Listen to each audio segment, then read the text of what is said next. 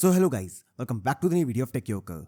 In this video, I will guide you with how you can fix Epic Games Launcher not working. So there are few things which you can try. First of all, end Epic Games Launcher from Task Manager and relaunch it. For this, press Ctrl plus Shift plus Escape key on your keyboard. Now this will open Task Manager. Now here search for Epic Games. Select it. Now click on End Task. Now here end all the tasks related to Epic Games. Once done, close Task Manager. And after this, relaunch Epic Games. And this should work fine. In case the issue is still not fixed, then clear the web cache. For this, press Windows plus R key on your keyboard. Now here type % local app data %. Press enter.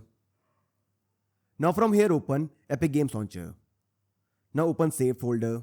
Now here you will see this folder called web cache. Select it. Press shift plus delete key and press enter. And this will delete the web cache. Now once done, relaunch Epic Games and now this should work fine. The next thing you can do is run Epic Games as admin. For this, press Windows key on your keyboard. Now here search Epic. Now this is the Epic Games Launcher. Select it. Now click on Run as admin. Click on Yes. And this will run it.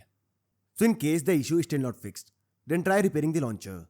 For this, press Windows key on your keyboard. Now search for Control Panel. Press Enter. Now here click on Uninstall a program. Now here select Epic Games Launcher. Click on Repair. And now follow the on-screen instructions to repair it. So this way I can fix Epic Games Launcher not working on Windows PC.